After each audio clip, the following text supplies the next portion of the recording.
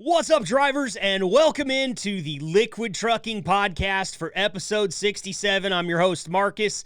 As always, great to have each and every one of you here.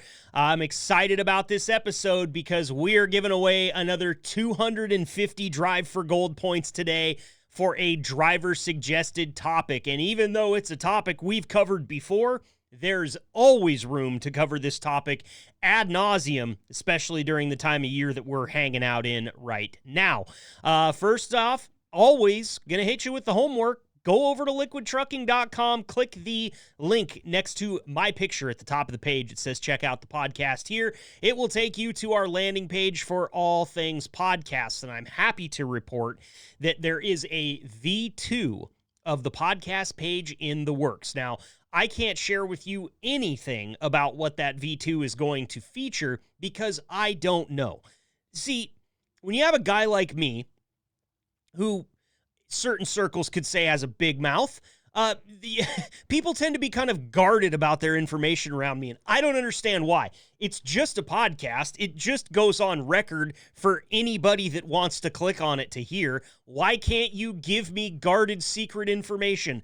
I promise I will always act like I didn't mean to say it, okay? But just to give you guys a peek behind the curtain, that's why the development team pumps the brakes a little bit with old Marky Boy, okay? They're not going to give me the info because they don't want me to blow the top and ruin the surprise for you, and I guess I totally get that. What I can tell you is super talented group of people working on V2 of this website, and I know that my guy Tyler is going to be burning the midnight oil trying to get this thing done for you guys. So look forward to that sometime out in the future. I do not have a date yet, but in the meantime, version 1 of the Liquid Trucking Podcast website is badass. So go visit it. I've said it on here before.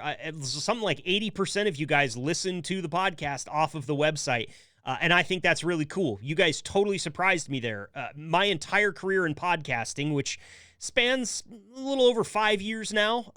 It's been a thing where you have to have it on all platforms. Like the website for a lot of podcasts I've been involved with either doesn't exist or doesn't matter. And I think that's one of the coolest parts about the Liquid Trucking Podcast is you guys have found this hub. You've made it a place that you want to be. We've been able to put some information and some, all of our episodes up there, pictures, things like that for you to check out.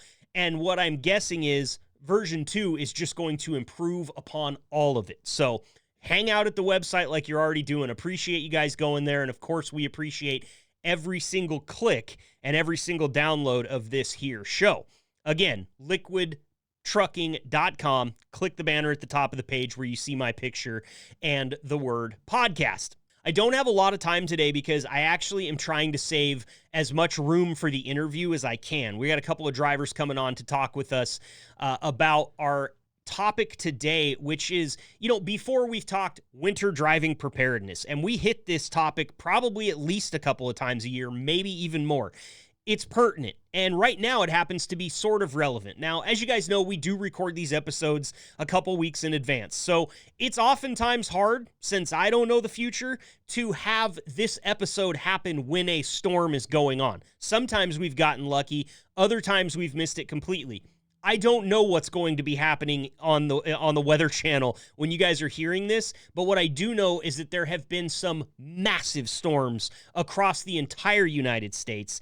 My audio ninja Mike, who will be listening to this in post, has been buried under feet of snow in Syracuse, New York. No internet, no power, and the other day his plow guy called him and told him his plow was busted. You're out of a job, guy. I hate to say it, but if the plow repair shop isn't open because there's 8 feet of snow in front of the door, that is a conundrum. And so, look, I know that this is going on. I know out in Detroit, I saw some videos of some absolutely harrowing ice storms that were, the street was flooded and cars were frozen in as high up to like halfway up their doors, okay? Car alarms were going off. It was crazy. Over here on the West Coast, we've been getting a little bit of it too. Just as recently as mid-February, my parents up in Northeast Oregon saw negative 26 and a buttload of snow, which is not normal when negative 26 rolls around, okay? It's going on all over the place. We're getting Arctic blasts, we're getting nor'easters, we're getting every possible thing that you can get while we're recording this episode. And I'm hoping, first and foremost, that all of our drivers make it across wherever they're headed safely in these inclement conditions. But this is a reason why when we see a driver, especially one that hasn't rung in before and suggested something, actually, in this case, it was Liquid driver Scott Banks. He says, I want to know about survival gear drivers carry in the truck in case they get snowed in somewhere. That's a very relevant comment there, and I figured, hey, we're going to talk about it. So I reached out to some of the guys at the terminal, and I said, give me a list of drivers off the top of your head that are always prepared. And I know there's some names out there that will immediately come to mind, and for good reason. Polar Bear is one of them. We've talked to Polar Bear on our winter preparedness episode. I think a couple of different times we've had him on. Dan Pijanowski's another guy who's been driving with the company for a long time, and there's just nothing that he hasn't seen. Either one of those guys, Polar Bear or Dan. So my first thing here is, because I know Polar Bear and Dan will welcome this. If you've got a question and you've got their numbers and you're listening to this going, man, I'd like to pick their brain about one thing, or I wonder how they approach this situation where there was some uncertainty, give them a call. Let them know. So shoot them a text, get their number from somebody, find them in the system, and get in touch with them, because those guys are happy to share their information. They're happy to share their knowledge, and they've gone to great lengths to share it on this show before. We're not going to have them on today because I wanted to get some new drivers in here so we could get more tips. That's kind of the whole thing about this, is we get all the tips from one driver and then all the tips from another driver, and we just continue to compound the inventory here, okay? So I'm bringing on a couple of drivers here that agreed to come on. One of them has been on many times before. That's Matt McKellar. You've often heard me call him Uncle Traveling Matt. Matt lives in his truck. Matt is the epitome of prepared for things like this, because that's his spot, right? He's taking this thing all over the country. That's where he lives. He has to have it prepared for every eventuality. So fantastic get for this podcast episode. And then I've got a new driver coming on, Rick Jackson. He was also showed up at the very top of the list when Cole Brown emailed me back and said, these are some of the guys.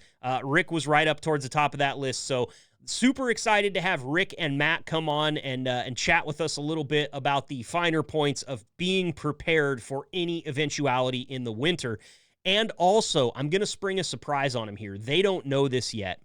We've been kind of toying around with the idea of using some content from a Reddit thread called Am I the Asshole? It's actually r/AITAH is how you get to it. It's the abbreviation for Am I the Asshole? And people will share stories of when something happened, they had some interaction with somebody, and they want to know, because of the way that the situation unfolded, whether or not they're the jackass in this situation or whether they were in the right. I've gone through and combed the interwebs for a few of these little nuggets of joy, and some of them have to do with truck driving, and they're very, stereotypical truck driving issues. So I'm going to put one of these stories in front of our drivers today and ask them the question, am I the asshole? And we know about me, so you don't have to think I'm asking you that question about me. I've got the thoughts. I know what you guys think. And it's okay if you want to call me that. I've got thick skin, okay? But we're going to read you the story, find out if the person that shared the story is the jackass or not. So really looking forward to that. Going to surprise the guys with it towards the end of the interview. But we're already chewing up time right now that I don't have. So without further ado, here comes Rick Jackson and Matt McKellar. Welcome to the gold standard of podcasts for the gold standard of drivers. This is the Liquid Trucking Podcast with your host, Marcus Bridges.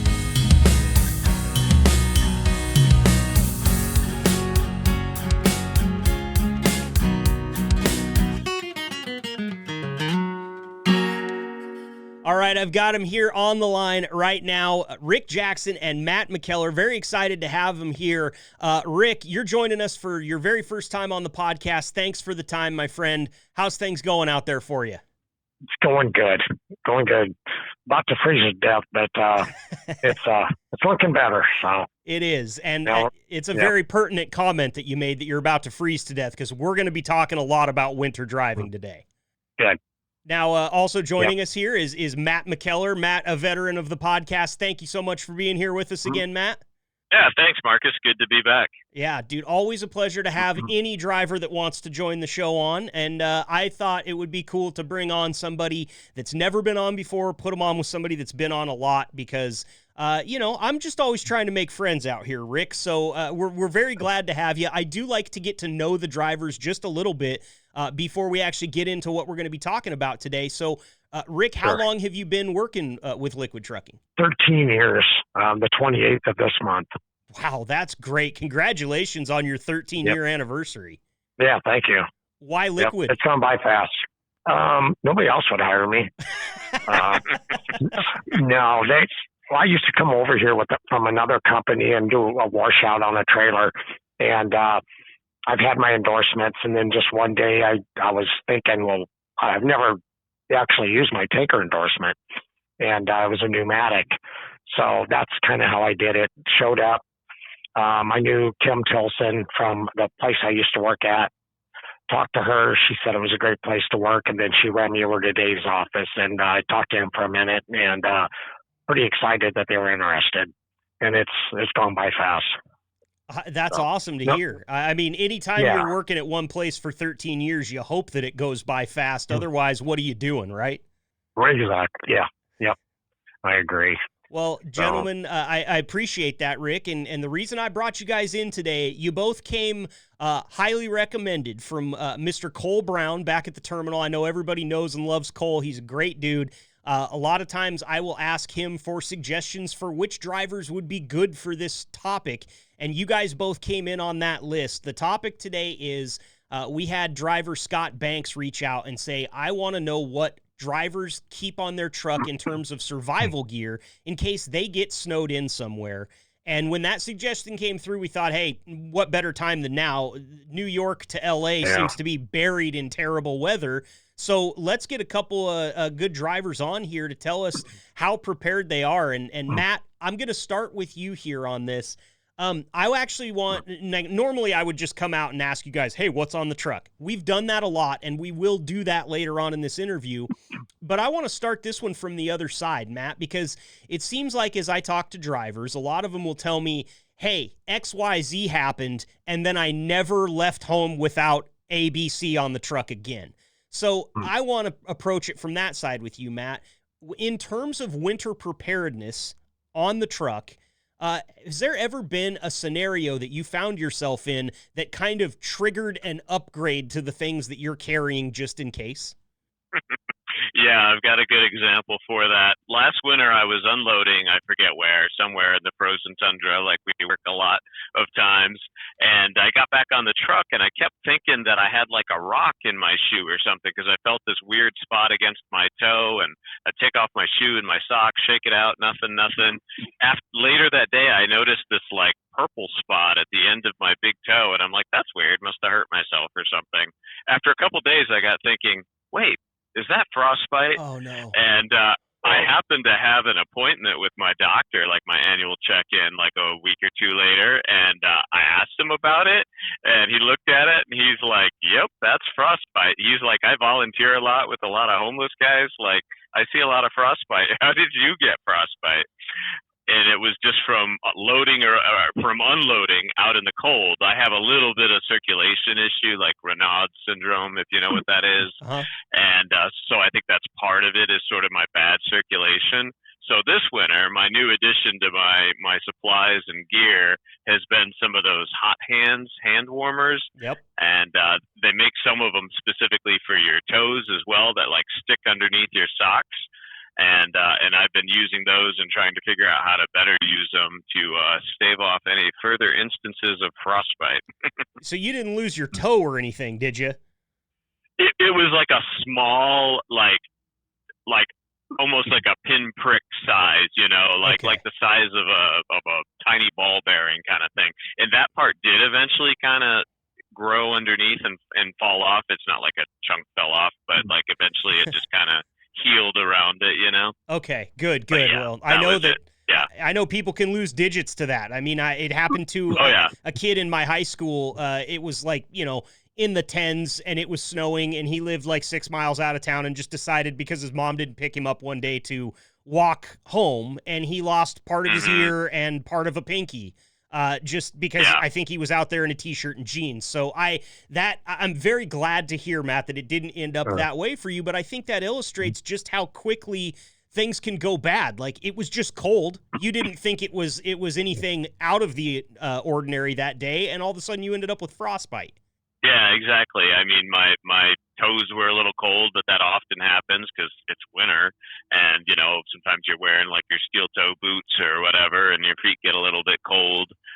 So yeah, I didn't really think much of it until only later did I realize I actually got to the point of frostbite, because a lot of dealing with the cold just feels like mental toughness and kind of just being ready for it. Yep. But this was like objectively a case of something happening physiologically to my body, Absolutely. Well, thank you. I love that I hate that you had to go through that. I love that you learned something about it. And those hot hands that you're talking about, they are a must for us on every hunting trip, regardless of if it's kind of sunny or if it's rainy or snowing and cold. I always have 2 of them in my hunting coat pockets, and I might not be holding on to them all day, but there's going to be a moment when I need them, and I'll tell you, they are lifesavers. They stay warm for a very long time, and they're really affordable when you look at it. Yeah, it's nice to have that option. Earlier this winter, I had an unload in Nebraska, and it was like 8 degrees, and it was some kind of acid, so I had to wear our chemical suit and the chemical boots, which everybody knows those boots aren't very warm, and so I threw some of those hot hands down in the boots, and they definitely helped. Nice. That's awesome. And who knows, those chemical suits, they're pretty airtight. You might be able to heat up the whole suit eventually, right? Hot air rises. So. They are pretty warm, I have to say. I do like that. It's a detriment in the summer and a bonus in the winter. Absolutely. Absolutely. Well, thanks for sharing that story, Matt. I really appreciate it, because I think it does kind of shine a light on sometimes you just can't foresee everything. Rick, as you listen to that story, I want to turn the question back to you. Is there anything, any situation you found yourself in that permanently altered the way that you prepare for winter trips? Really nothing in particular, right? As in no certain event happened, but I spent a lot of time doing trucking, like doing flatbed stuff, being outside, and you just learn to dress like warm. Or I did towing in did a lot of recovery and winter accidents. I get calls from the sheriff's department, and they're like, they want it moved now off the road, and in a blizzard. So you got to stand there and take it. So you learn to dress warm. So I hit it pretty good that way. And then my first thought too is the first thing you need to do is it's what you eat. What you put inside yourself. Don't eat highly processed foods. Eat good quality foods that have good calories, good fats, and that helps build internal heat. Make sure you eat plenty, in the morning if you're gonna jump out to unload, and then have good clothes. I got the Arctic Express muck boots and or the Arctic Extreme rather muck boots, and I'm not shy about overdressing almost. So.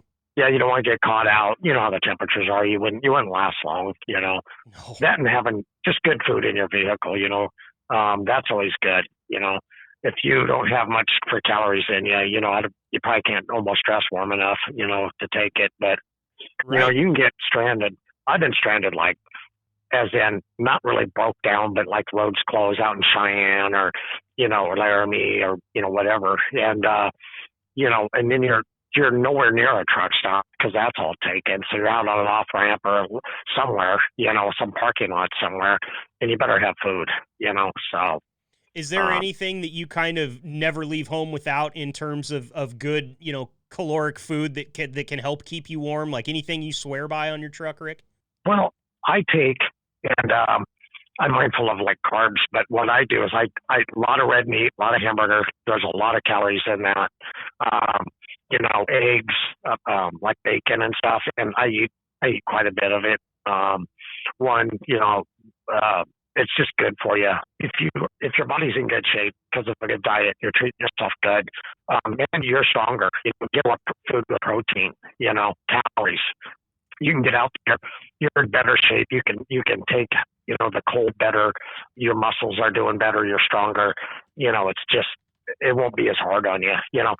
If you're not dressed right and you're trying to unload, well, now you're thinking about you're going to freeze to death, and you're focusing on how cold it is, and you could miss something because you just want to get out of that and get back in the truck, Even if you dress good, it's hard not to kind of go there, but that's part of the mental edge of a trucker, right? Is being able to overcome that eventually. Yeah. No, that's not easy. That's something that takes years of repetition to be able to kind of put it in the back of your mind and forget about it, because it's a basic survival instinct. When your body starts to get that cold, it's like every button, every red flag goes off, all the lights and everything in the dash starts flashing. It's your body telling you, hey, I'm really concerned. And the preparation is what keeps us from having to listen to it right away. And so that's why we have this conversation. And great stuff there, because food's not something I even thought about for this episode. So I love that as a suggestion. Personally feel that it starts there before you get out of the truck. Heat your inside up with, some good calories, good protein, eat a lot. Almost like be uncomfortable so you're really getting hot, and then get out there, feel your body first, and then layer your clothes, go with something that wicks moisture, and then just start layering it, So great advice there, Rick. Great advice. Really appreciate it. Matt, I want to go back to you here real quick. We know about the hot hands and the hot feet, man. Those things are absolutely fantastic. What else is something that you need to have? Like it's something that you're never going to not have it on the truck. Really, it's focused for cold weather, but it could be like a utility item that can be used other times in the day. Is there anything like that you carry? Well, Rick mentioning the boots made me think of my first winter working with this company when, not just being a door swinger, but actually having to work outside in the cold. I bought a Carhartt, I think it's called a Yukon Extremes coat, and that thing is like bulletproof. One, it's good to work in because it won't rip. It's really strong, but it's also just so warm. I've never had where I get cold in that, any coldness is on the edges of where it is, but the wind does not pass through that. So that's always a great thing to have that I always make sure I have. And other than that, just like the emergency food and that kind of thing, like Sure. Rick's saying. Sure. I will tell you right now, I never like to spend money on a coat because they tend to be pretty expensive, but they're worth every single penny if you get a good one. And those Carhartt jackets you're talking about, back home, that was all any of the ranchers wore. If you happen to be out and you were in the driven snow and you see a rancher out trying to get cattle in or something like that, always wearing one of those jackets. And a lot like with you drivers, if it's good enough for you, way more than good enough for me. So I'll take two, please. So good out there. Rick, do you bring a special jacket or anything? Obviously you said you've learned to dress in it over years of having to tow stuff out of blizzards. Is there any one clothing item that really stands out to you as super effective? It's really a combination of a couple things that make the whole thing, good. Would be like you guys were saying, the Carhartts. I got like the Bibber coveralls, right? And then if it's not like really cold out, I could dress lighter on top. But if it's really cold, then I can put on my Carhartt jacket, and between those two, that is really everything. Like the old saying is like, if you're cold, you didn't dress right. Yeah. How many times you go outside like the first cold snap of the year and you're wearing something stupid, like a hoodie, or something, and it's way colder than for a hoodie. And then it takes you a couple days to go, you know what? I better get that Carhartt on,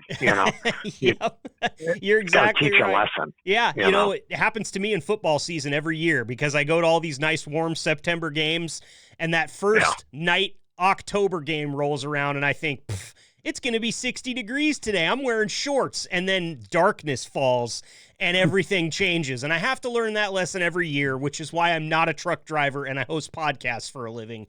Not very good at searing these things into my head. But great stuff. So I've got actually something I want to read to you guys. I've got a friend that is a retired driver. He spent about 10 years driving. He's got just over 4 million safe miles under his belt.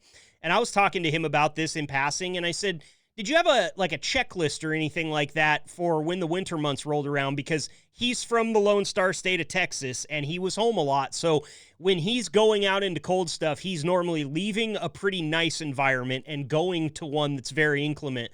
So I asked him, just write me a list, and I want to go through this list of things and just kind of ping these things off of you guys and see, A, if you have it on your truck, and B, if you don't, if it's something you would consider, or maybe why you've decided to leave it off.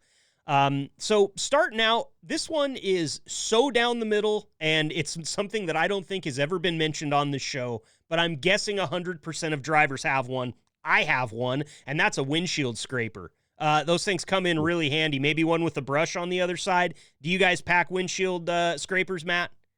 Yeah, I do have one. Ironically, you don't end up needing it that much. At least I don't, because my truck is either idling or it's on the opt-idle where it cycles on every couple hours to charge up the battery, and I find that keeps the windows pretty warm and kind of keeps most of the snow and ice off.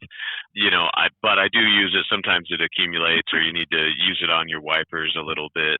It can be helpful, or just clearing snow off the trailer so you're not blowing a stream of snow behind you when you first get back on the freeway. Right. I'll use the brush on there, that kind of thing. So, but I don't actually use it as intensively as I would on a car. Okay. How about you, Rick? Yeah, I do have one in the truck, but yeah, and I do use it because sometimes, it's parked and it gets a freezing rain before you get going, it's kind of scrape it off. But if you're going down the road, this seems like a big problem is just like your windshield wipers build up with snow. And then they don't work because they're the size of like baseball bats, and they're just going back and forth. And you're like, really? Because, they want to do autonomous trucks, but they can't make the windshield wipers work. So that's a leap, But definitely that's good advice, to carry stuff like that. I'm sure a lot of guys don't do it, but that is a handy tool. Yeah. So. Another one that he put on here in bold, italics, and underlined is anti-gel and antifreeze. I would think, obviously, you guys are probably using anti-gel a lot during this type of weather that we've been seeing the last couple of weeks. But the antifreeze was something I was like, hey, I don't know. I didn't think about that, obviously, because I'm not a truck driver. But, Rick, when you hear anti-gel and antifreeze, is that something that you've got on the truck all the time during these months? Yeah, well, I've got anti-gel on it from our shop. They buy barrels of it, and they encourage the drivers to take it with them on the road. They would rather, spend the money on that than service calls. Service calls are so expensive, the downtime, the missed loads or whatever's going on. So it's a cheap investment, in general. So, that, and you don't want to be sitting on the side of the road somewhere, and freeze to death because you're, being cheap and didn't treat your fuel. Just, it's silly. So. And the antifreeze, has that ever been something that you've needed to refill or use, or is that something that you pack with you? Well, like coolant. I mean, antifreeze, I'm thinking, engine coolant. Mm-hmm. Anti-gel, like for fuel, there is like an air brake additive you can put in your airlines that, gets rid of moisture or something. But we carry antifreeze. We run in transit heat. Like if you need extra antifreeze or something, our trucks usually have them on board, Okay. But cool. But the anti-gels, that's legit. You do need that, especially this time of year. Yeah. Matt, your thoughts there? Yeah, definitely. I'll tell you, I've just had an epic couple of weeks in trucking, some great trips, but one of them I came across Montana, and I came through the coldest weather I've ever been in. It was negative 25 ambient temperature, wind chill of negative 43. So yeah, you better believe I kept cranking the anti-gel into the diesel fuel because the last thing you want is for that to gel up and stop working for you.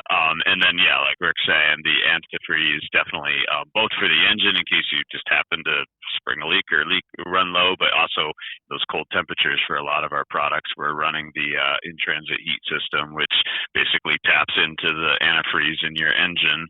And sometimes if the trailer's running a little low on it, it'll start sucking it out of your engine. So you need to add it back in. And I've had to do that plenty of times.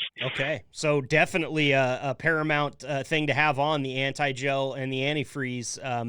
That's good. You know, there's something else here that I didn't really think about, and I'll be interested to know if you guys have this stuff, because a lot of it we've already touched on that my buddy gave me on this list here. He talked about, you know, extra food and water, which Ricky touched on. You guys both talked about heavy duty winter clothes, dressing for it. I know that he puts kitty litter and salt on here, but you guys have got the socks, right? So you're probably not packing a lot of kitty litter on board, or are you, Matt? I'll ask you. Well, I do have kitty litter, Okay. and then partly it can be helpful, and I have used it for traction under my tires. Sometimes that can be quicker, like if you're not quite to the level where you need the snow socks, but you need a little bit of traction, you can throw some kitty litter down. Plus, the kitty litter comes in handy for the old emergency bucket in case you're stuck someplace without a bathroom. Did not think about that. It's dual use. It comes in very handy. It's either kitty litter or wood chips, and the kitty litter store's easier, right? That's right, and has a second use as well. Yeah, so, yeah. yep. How about you, Rick? You packing a bag of kitty litter? I'm not. I don't. I'm doing, when I was doing regional, I didn't, but there's been times where I actually had to, like, my truck had chains, you know, before they come out with all the snow socks, and I might have to throw those down to get a little traction. I wouldn't necessarily chain up, but I could throw them down in front of the wheels and then ease up on them, you know, and get me, you know, like up out of like a rut or, you know, something out of a parking spot. So that's good, though. I mean, having that, because he has, I know about your guys' socks, so I wasn't even going to mention this, but my buddy here put on the list snow chains and learn how to throw them. That was a very important point for him. And I know you guys work with the socks a lot, but that's an underrated skill to have, throwing snow chains, especially in a blizzard. Yeah. You know, and how we look at it here, how the company looks at it, if you have to throw chains, you should be parked. They don't want you to further the load at the expense of, if the roads are that bad, they don't want you wrecking the truck. Mm-hmm. You know, just call your dispatcher, let them know. They'll reschedule your load. You know, they'll take, make whatever adjustments are necessary. You know, they're really just to get you out of a situation. You know what I'm saying? Like if you're like, oh man, I'm down in this parking lot, you know, I got to get up out of here. Well, maybe you have to chain up so you can get to a truck stop, you know, but not to further the load. Sure. So, well, which is good. Absolutely. And we're concerned about driver safety, you know. Yes, and that's a huge part of this conversation, and I think that I'm really glad you brought that up, Rick, because I know there's other drivers listening right now that probably, or maybe they haven't come across that yet, but they might in the future, and to know that that you've had experience, you know that the company will stand behind you and say, look, we're not expecting you to go out and try to move mountains here. Park the truck, keep yourself safe, keep the load safe, and then we'll get to it later. That's great advice in and of itself right there, and it doesn't require you to bring anything extra on the truck to know that. So, you know, build a good relationship with your dispatcher, and that's all you need to worry about in that scenario. Yep. And I'm happy to hear that, fellas. Well, okay, I've got one more thing here that I'm interested in, and that is, do you guys carry either battery or crank-powered flashlights or radios for an absolute dire emergency where all the power's gone? Cell phone? I forgot about the cell phone. Yeah, it makes sense. I got battery flashlights, but that's it. I don't have anything else, you know. Okay. Matt, how about you? Same thing. I've got flashlights that operate off of batteries, and I got extra batteries, and then I do have my cell phone, and I have one of those extra battery chargers for the phone or whatever it is. But yeah, I mean, it's not a bad idea to have a hand cranked one, but I guess I just haven't gone there yet. Yeah, and let's be honest with you, if you have to use it, you're probably not going to tell that story on the podcast anyway. Okay. Yeah. All right, guys. Well, I appreciate it. A couple of drivers with a lot of experience coming in here and talking about all the things and some of the things that they utilize and ways that they stay prepared. I think what we've talked about here kind of answers Scott's question of what happens if you, what do you have in case you get snowed in? All the things we've talked about here today would help you. If you were snowed in, you could just hunker down, try to stay warm, and then also use some of the tools to your advantage to get out of the situation if it's safe to do so. And I want to thank you both for coming on to talk about that. But I'm not actually done with you yet. I wanted to have a little bit of fun at the end of this segment because we've been looking to kind of get some content from something that's been pretty viral on the internet lately as just a theme, okay? I'll ask you guys both. Are you familiar with the popularity of posts concerning "Am I the asshole"? You heard of that at all? I'm not. Vaguely. Is this like Reddit threads? Yes, there's a lot of these on Reddit. There's a lot of podcasters that are doing them. And while I typically like to buck the system, as in I'll see something that's viral and do the exact opposite because that's just who I am, this one, I was talking with Jason about it and with Nick about it, and it kind of seems fun. Rick, to bring you up to speed here, basically what these are is people will post on the internet, whether it be social media or Reddit, and they will tell a story that involves them, and then they will ask the people that are reading the story, am I the asshole here? And I've got one that actually has to do with trucking. It's pretty short. I just want to read it to you guys because it has to do with balancing the home life a little bit. And I'm just going to read it to you guys real quick, and then we'll talk about it, okay? We're not really structured here. This is kind of a pilot of this whole thing, so thanks for coming along with me. Didn't give you the option not to, so that should be known as well. But here we are. This one is titled, Am I the Asshole for Not Wanting My Truck Driver Husband to Come Home at 2 a.m.? Am I the asshole for telling my truck driver husband that I don't want him to come home tonight because it will be 2 a.m. before he gets here? For context, I worked from 1 p.m. to 10 p.m. tonight to make extra money for the house, and I have to be up at 6:30 a.m. to go back to work. Also, my husband and I have 3 children and 2 large dogs. He seemed to think that he would be able to back his truck down the driveway and sneak into the house at 2 a.m. without waking the dogs and thus the whole house up. He has a company credit card and can get a hotel room at no expense to our family. This explanation for not wanting to get a hotel room is that it will mess his time clock up because truckers are only allowed to drive a certain number of hours per day. And he keeps making rude comments saying, quote, I just don't want him at the house, etc. Please tell me if I'm being selfish or if he is being inconsiderate. That is a tough one, guys, and I wanted to start out with a hard one. It's not fun if I just throw you a softball and you get to knock it out of the park. Do any of you guys, either one of you guys, want to start taking off with this one? Have you been through this before? Rick, go ahead. Yeah. Well, here's the deal: is they're kind of going about this wrong. So he's got a hotel, like credit card he can use, or a company card. Well, he needs to put her in it when he's coming home, and then she can spend the night there, and then he can, enjoy his house, his family. He's been gone. He's really putting it out there. So the wrong person's going to the hotel that night. Okay, that's a very interesting take on it. I've never even thought about that. And so do you think, I guess just to play along with the trope here, Rick, do you think that the wife is being the asshole here? Yeah, I think she's being unreasonable. If the guy's gone all the time, like if he's doing, regional stuff and he's gone 5-6 days or, like just over the road and just out, and comes home, maybe she's overreacting to it. You know what I mean? There's give and take. The guy misses, all of his birthdays, kid's birthday, I'm sure, all special events. He's out there, hustling loads for the family. She's got to be a little flexible too. Yeah, absolutely. So. Good point there. Matt, I'm curious to hear what your thoughts are. Well, if you knew about my personal life, I am not the one to take relationship advice from. But my first thought is these are people that have been married for a long time. There's not I want to see you no matter what time of day or night it is. That ship has sailed. They are well past that point.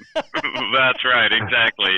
So on that note, if she is the one at home kind of taking care of the kids and the dogs and holding things down, I think you need to give her a little bit of leeway, and what she needs to kind of keep things managed, can make a difference. And, that's got to be part of the equation, what she's saying. So, sure. Yeah. I think we might also be dealing with a bit of incomplete information here because I think, Rick, you touched on it a little bit. If he's regional and he's only gone for a few days a week, it's one thing. If this is him coming home from being out on the road for 6 or 8 weeks, and it's the first time he's going to get to sleep in his own bed for, months at a time, I think there's a little more weight to what the driver would be thinking here, which is, please let me come home and sleep in my bed. And the other thing, too, am I the only one that just kind of gets annoyed with people and their sleep? Like, you wake me up, I can't get back to sleep. Lay your head on the pillow and shut your eyes. I promise it'll happen if you're tired enough to go to sleep. And so I think maybe because I'm not a rock hard sleeper. Like, I don't sleep through earthquakes or anything like that, but I also don't wake up when somebody coughs in an adjacent building like my wife does. So I get this. Like, there's hard sleepers, there's soft sleepers. There's a lot of nuance to this situation. I will tell you this. Yeah. If if he said, hey, I'll be home at 2, and she said, I don't want you to, and that was the end of the conversation, you 100% are the asshole. If there's some give and take here, I think, so there's actually 4 different things that we can equate this to. You're the asshole, which is YTA. NTA, which is not the asshole. And then I guess the third one is ETA, which is everybody's the asshole here. So, or there's also the fourth one, I guess, which we should address. No asshole in sight. So I'll ask you guys for your final thoughts on it, and go ahead and throw a label on it for me. Matt, what do you think?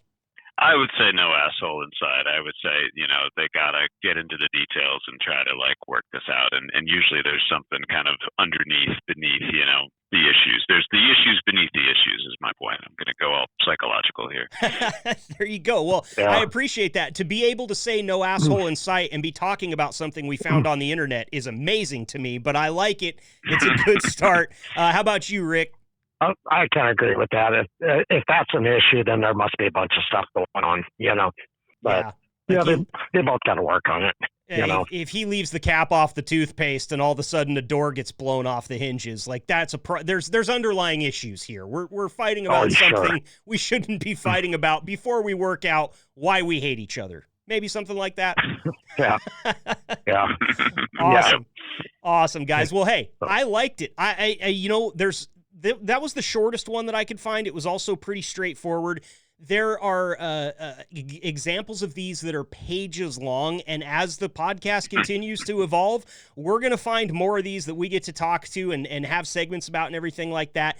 If you're listening to this right now and you have some thoughts on who the asshole might be here, you can always send me an email, podcast@liquidtrucking.com, or shoot me a text if you've got my number. I would love to hear your thoughts on it. Rick and Matt, fantastic job for both of you. Rick, I know you said before we came on the air that this might be your first and last appearance, but you did a fantastic job, man. I wouldn't have been able to guess that you've never done this before. It almost feels like you're kind of a pro here. Hey, you're the one guy in the truck. You did a good job. So, thank you. You made my job easier. I appreciate it. No problem. One thing I always do on this show, Rick, is I want to clear away for any final thoughts that you might have. If you want to shout outs to somebody that might be listening, or you want to, say hi to drivers, maybe you have a little bit of extra advice to give before we let you go, it's 100% wide open, and the floor is yours. Take as long as you need. The drivers that drive for us, they sacrifice, just like the guy, whose wife was upset with him. All these guys see that, they do that. The company's only as good as the drivers, and it's good that these guys hang in there and do this stuff. They're sleeping in truck stops, eating bad food, and these guys will just hang in there. We got some really good guys out there. So, and we thank them for that, for them out there working so hard, especially in these conditions, They don't like it, but man, they just hammer down, they get it taken care of. So. Well said. And you're one of those people, Rick. That's why you ended up on this episode. So thank you for that. And thank you for coming on here. I hope you enjoyed it enough that we can get you back on here again. Absolutely. Awesome. That's great to hear. I'm going to hold him to it, Matt. It's your turn. Final thoughts. All right. Well, on the theme of today's show, one thing I've thought about a lot this winter is, people throw out thanks to truck drivers and stuff, and that's appreciated. But I also think about the people that are out there operating the plows, that are out there at 2 a.m. working on the freeway, plowing and salting so that we can get out there and do our job. And or the people that are working in the truck stop and it's snowy and everybody's grumpy and, looking to buy the DEF because the pumps are frozen up and, they're working the graveyard shift and, at the Loves or whatever. for making it happen for us. So, I think of those people. I appreciate those people too that help us do our job. Very well said. Yep. A very important group of people and very hardworking people that you mentioned there as well. Mary's right up with a trucking fleet that works as hard as Liquid does, and very much appreciate the comments, fellas. Want you both to stay safe out there, keep the shiny side up, and thank you both for being here. We'll do it again soon. All right. Sounds good. All right. Appreciate it. Yep. Thanks.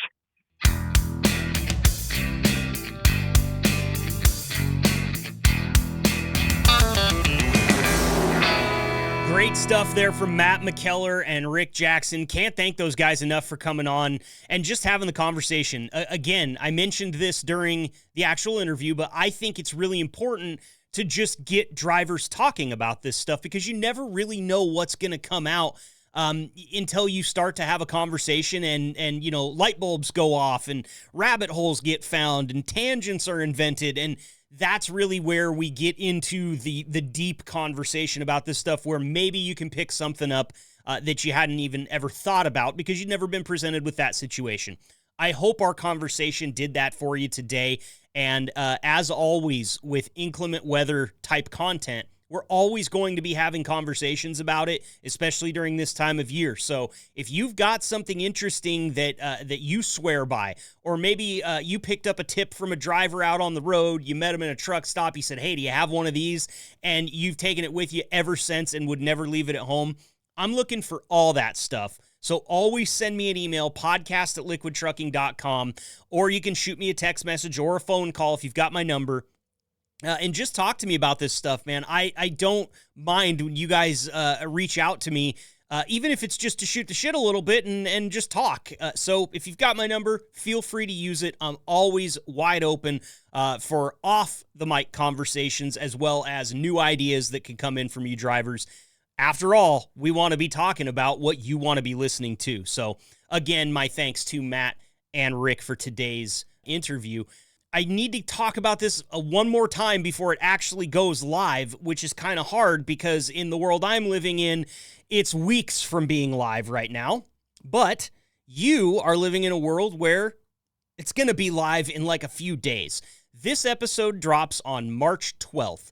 Selection Sunday for the NCAA March Madness basketball tournament is March 16th. So by the time the next podcast episode airs, we will be in March Madness. So please take this as your call. It is time for you to go fill out your bracket on Sunday. And the only reason I say on Sunday is because, the brackets are empty right now. The tournaments have been done, but the brackets are empty, or maybe the tournaments are wrapping up as we're listening to this. I'm not sure the exact schedule for each conference. What I do know is that they don't get popped into that bracket until Sunday, which is the first opportunity that you will have to go and fill out your bracket. As there's kind of a little bit of a stopgap between when we can actually put things on the website and they're actually live. Basically what I'm saying here is I don't want to have something on our podcast landing page for you that takes you to a dead link. I don't want drivers to go and click that, have it not work for them, and then go, well, why would I go back? It didn't work last time. So the object here is to get the link on the website right at or shortly thereafter Selection Sunday. So I'm going to get with my web guy. We're going to have a conversation here, and we'll make sure that maybe by Selection Sunday, I don't know. It's going to depend on what time they actually do that show, because he lives in a place where he's a couple hours later than I am, and I don't want the dude staying up until midnight on Sunday to try to get something on the website when he can wake up first thing on Monday and do it in a heartbeat. So I'm going to have a conversation with him. What you need to know is if you want to be a part of our bracket challenge, which there's a ton of money at stake here, Amazon gift cards for those of you that take first, second, or third place. And I just got to get back to my message here.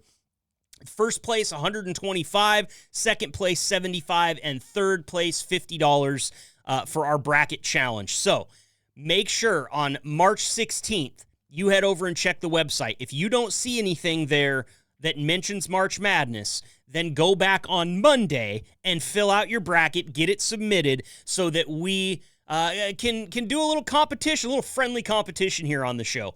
And, I talked about it a couple episodes back, and I think this is really important. please participate even if you don't know basketball. This tournament is a notorious gambler killer, okay? Degenerate gamblers will lose it all in March, and the reason I tell you that is not to say like, oh, I think it's funny that people are degenerate gamblers. Absolutely not. I think if you need help there, you should get help. What I think I'm trying to illustrate here is that nobody has ever guessed one of these brackets 100% correct. It has never happened. And I've been filling out these brackets since I was a child. So I know that when I talk about how gamblers are going to lose it all, it's because anybody can win it. It doesn't matter. Cinderella can get all the way to the Final Four. 16 can take down a 1 seed. It's all happened. And so anybody can participate in the bracket challenge and have a shot at the cash. I've told you guys a story before. I know numerous wives and girlfriends that love to get in on this, and they just pick based on the uniform. Maybe they pick based on the mascot or the colors. Maybe they go and they do all the research. They study as much as they can, and then they make the most educated guess possible. Well, guess what? An educated guess won't block a half-court three-pointer from falling down as the lights come on. So that's why this is all fun. That's why we decided to do it. It really is available to everybody that wants to take part. So make sure you're watching the website, podcast@liquidtrucking.com if you want to email me, or head over to liquidtrucking.com and click the link at the top of the page that says check out our podcast. It's that simple. You'll find it there. If not Sunday, March 16th, you'll find it there Monday, March 17th. That's it for me. I got to get out of here. We're running out of time, but man, I'm really hoping we can get a lot of you guys signed up for this bracket challenge. Prove me right here. Prove me right that there are plenty of liquid drivers listening to this show that want to take part. I already know that because I talk to so many of you, and I just know that at any given time, there's 20 or so drivers out there that I could call at the drop of a hat, and they would immediately take the interview. No questions asked. It doesn't even matter what we're talking about. But I know there's more of you than that like the show, that listen to the show. Maybe it's not for you to come on and do an interview. That's fine. But if you like the show, you want to interact with the show in a way that's not coming on for an interview, the March Madness Bracket Challenge is going to be a great way for you to get involved and possibly take home a little bit of cheese. Again, 125 for first, 75 for second, 50 for third in the form of an Amazon gift card in your hot little hand. So just stay tuned to the podcast. I will be updating it since things happen a little retroactively here, and we have to record these a little bit ahead of time. You will also hear me talk about this on our next episode. The only problem is it might be too late to submit your bracket at that point. Actually. Okay, so the first 4, which are not on your bracket, okay? These are the 4 teams above the 64 that get in. The first 4 happens on March 18th and 19th, okay? So that's going to be Tuesday and Wednesday. Those teams are not on your bracket. You get an automatic win there, so it doesn't matter. So the first round starts March 20th and runs through the 21st. That means I want to see your guys' brackets in by the 18th or the 19th of March. March 18th and 19th, that's the deadline. Thank you so much for being here for this episode. It was a lot of fun talking about and learning about the way that you drivers stay prepared just in case weather gets hairy. I'm Marcus. I will see you next week. Go get your brackets filled out. March 18th and 19th. That's the deadline. Get them done. We'll see you next week. Stay safe out there, drivers. Keep the shiny side up. Shiny side? Shiny. Keep the shiny side up. Thanks for tuning in and being the gold standard of drivers on the road. Be sure to like and subscribe to the channel and tune in next week for another episode of the Liquid Trucking Podcast.